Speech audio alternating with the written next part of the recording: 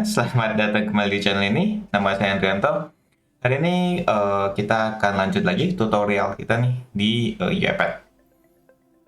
Nah, hari ini kita akan lanjut mengenai RE Framework ya, ataupun sebuah template yang disediakan sama UiPath.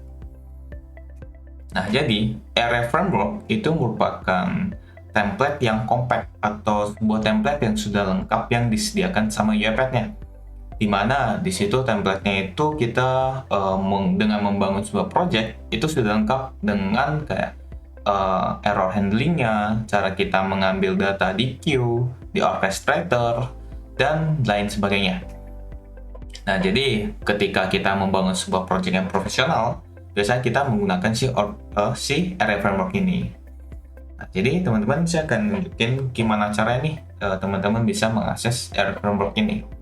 Jadi ketika kita menginstal UiPath Studio, biasanya RE Framework ini sudah terikut di dalam si project kita ataupun di studio kita. Nah, jadi saya screen di sini. Nah, ketika teman-teman buka UiPath Studio, nah pasti awalnya muncul tampilan seperti ini nih. Nah, yang perlu teman-teman fokusin nanti itu ada di bagian kanan berarti. Nah, sini ada new from template. Nah, sini ada template, ada background process, testing, orchestrator, robotic enterprise framework. Nah, ini yang bakal kita pakai nantinya. Ataupun transaksional, trigger based, dan masih banyak template lainnya. Ini disediakan sama community atau komunitas UiPath-nya. Nah, sini kita bisa mengakses secara gratis semuanya. Di sini kita bisa menggunakan free dan dipahami. Nah, mungkin yang paling umum atau paling sering digunakan ini RE Framework ya. Jadi kita tinggal aja membuat, langsung klik aja RE Framework, terus kita testing RE. Jadi ini template ini sebenarnya banyak jenis ya teman. Jadi tergantung kebutuhannya. Jadi kita bisa menggunakan ini. Kita langsung language VB titik create.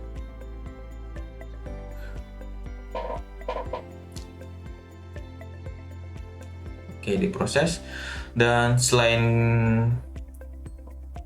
template yang disediakan sama UiPath, sebenarnya kita sendiri juga bisa membuat template itu sendiri. Nah, jadi kita bisa customize. Mungkin kan biasa tiap perusahaan itu mungkin membutuhkan template yang berbeda-beda ya. Jadi kita juga bisa mengcustomize si template-template tersebut gitu. Jadi kita bisa bikin sendiri. Nah, mungkin di next videonya atau video yang akan datang saya akan tunjukin caranya. Nah, mungkin hari ini kita akan bahas dulu RE Framework ini. Nah, jadi ketika kita buka ini, RE Framework ini dia berbasis state machine teman-teman.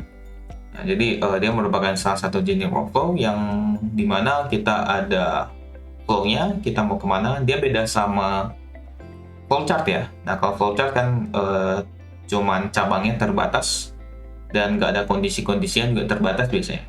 Nah, kalau misalnya kita menggunakan yang state machine ini, kondisi-kondisi kita tuh bisa lebih beragam gitu. Kita bisa bisa beda kondisi, cabangnya kemana, dengan kondisi-kondisi tertentu, cabangnya dia bisa menuju ke state-state atau workflow tertentu di sini. Nah, nanti kita akan bahas di video lain. Nah, kalau misalnya kita lihat di sini, RE Framework ini terdiri dari 4 bagian besar, di mana ada initialization, get transaction data, process, dan end process di sini. Nah, jadi tahap pertama dari si RE Framework ini adalah initialization ini.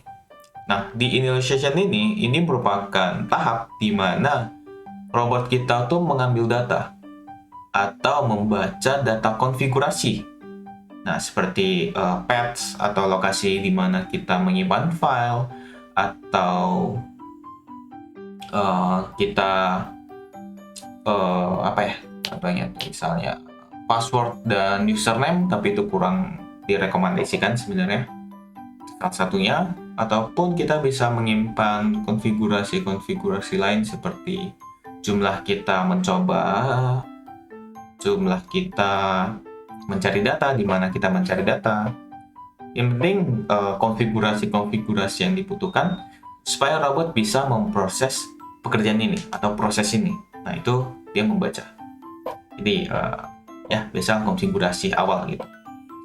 Nah, setelah initialization selesai, nah maka dia akan lanjut ke get transaction data di sini.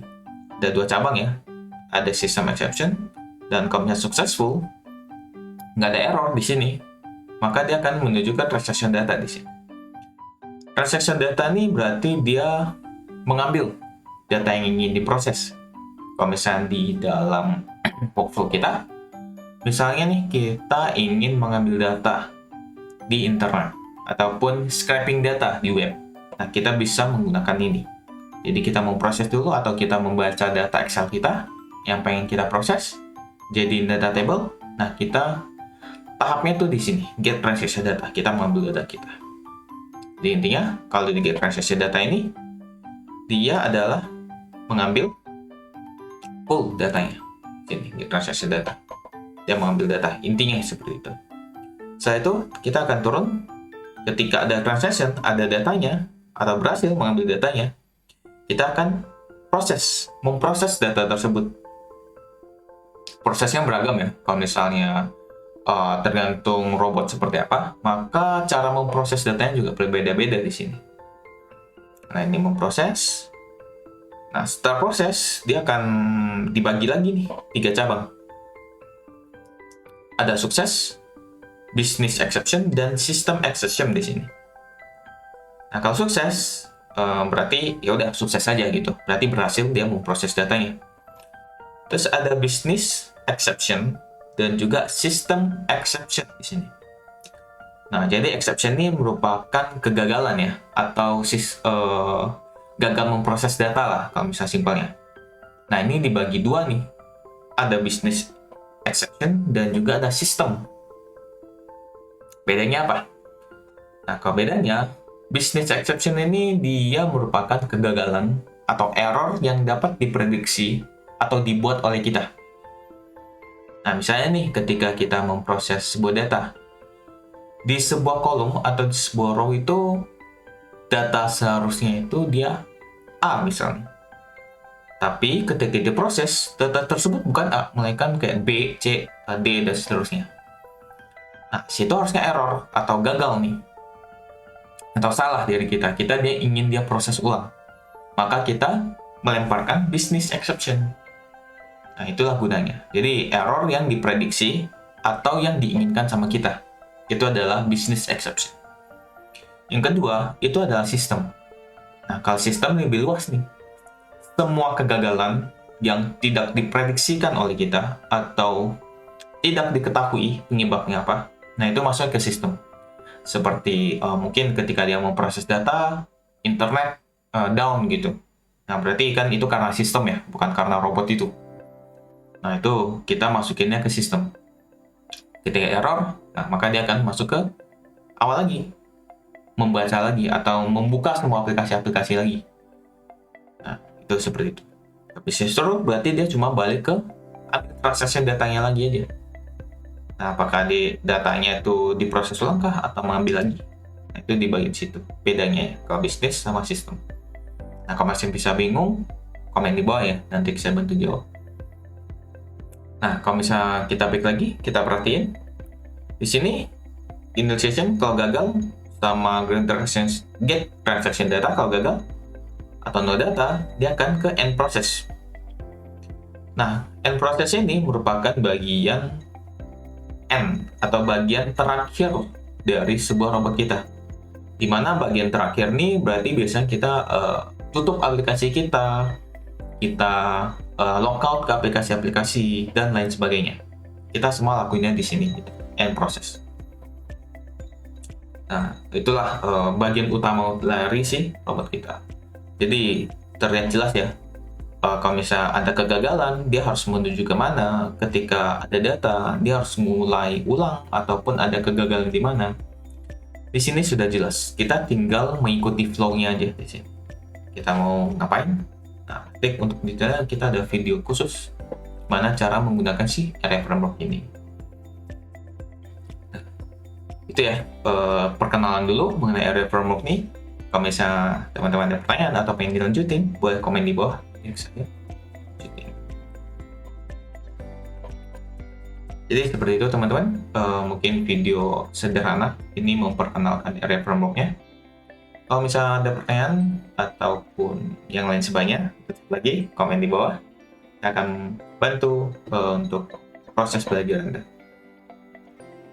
Mungkin sekian video ini, sampai jumpa lagi di video selanjutnya. Bye-bye.